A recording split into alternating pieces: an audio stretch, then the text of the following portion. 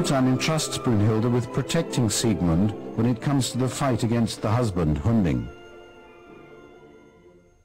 Brünnhilde, the Valkyrie born of Erda, is all feeling and prophetic intuition. But the other projection of Wotan's feminine soul is Fricka, the guardian of marriage and convention. Jealous and scandalized, Fricka angrily demands Siegmund's head. Wotan points out that if it is inspired by deepest love, even an adulterous and incestuous union is more legitimate than a marriage based on coercion and custom. But Fricka replies that that would be to create precedents and lead to Wotan's downfall, since his power is based on the rule of law.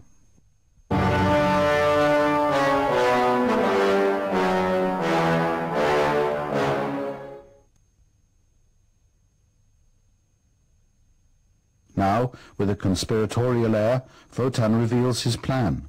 Siegmund is to save the gods. As a free man, he can defeat the dragon with the sword he has won and return the ring to the Rhine maidens. Wotan would not be sullied because Siegmund acts for himself. Fricka triumphantly destroys the plan. Siegmund is not independent. He is a creature manipulated by Wotan. She reminds him of his futile schemes, the conditioning, the storm, the sword. Torn between his two animas, Brünnhilde, the sentiment, and Fricka, logic. All Wotan is able to turn out are slaves. All he encounters are images of himself. The free creature he needs has to be created of his own accord. But then he would risk not carrying out the plan. The breach has widened. The dilemma has become worse. In despair, he countermands the Valkyrie's orders. She is to protect Hunding.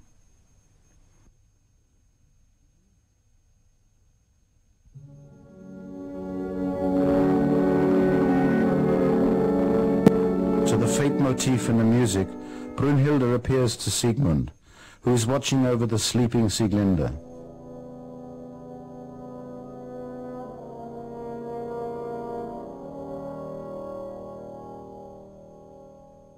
She announces his forthcoming death and the future birth of their child.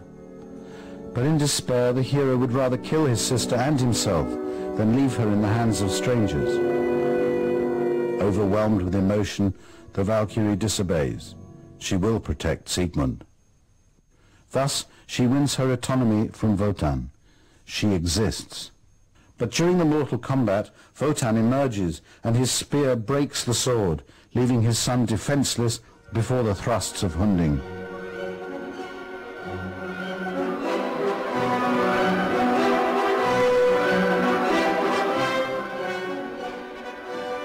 Brünnhilde has gathered up the remains of the sword, carried off the swooning Sieglinde, and fled to rejoin her sisters on a wild rock. She begs them for a horse to help Sieglinde escape. In vain, for they all cravenly refuse. Sieglinde begs for death, but when Brünnhilde declares that she has conceived a son, she is transformed and wants to live.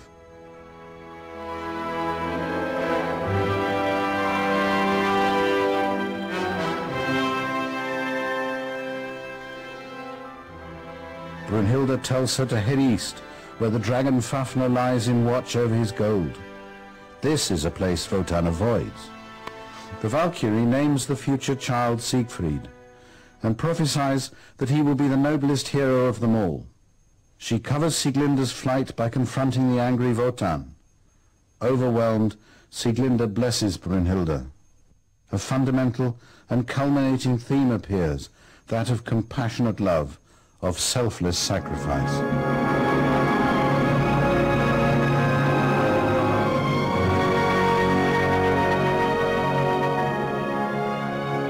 But debts have to be paid. Brünnhilde will be put to sleep by Wotan on the rock underneath a fir tree, surrounded by a circle of fire.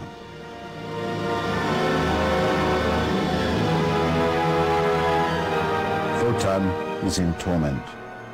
He has caused the death of his beloved son, Sieglinde is a fugitive, and he must part from his favorite daughter, who is his double, his anima.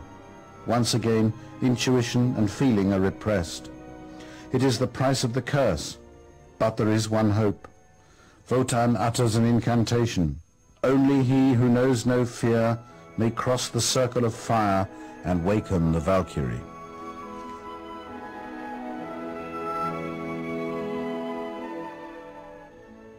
Siegfried's theme rings out prophetically. He is the free creature. Will he kill the dragon?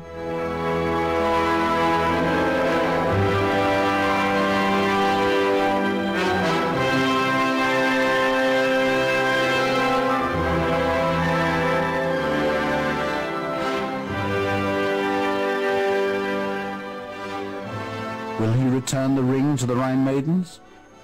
Will he raise the curse? Over the questioning fate theme, fire continues to encircle the rock. Everything stops for 17 years.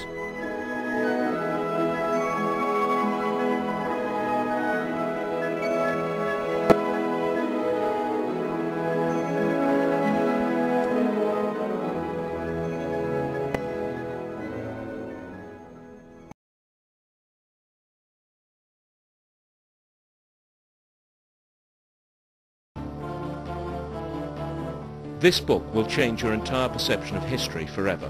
What if ancient Rome, Greece and Egypt were invented during the Renaissance? What if the Old Testament was a rendition of events in the Middle Ages? What if Jesus Christ was born in 1053 and crucified in 1086 AD? Sounds unbelievable? Not after you've read History, Fiction or Science by Anatoly Fomenko, the leading mathematician of our time.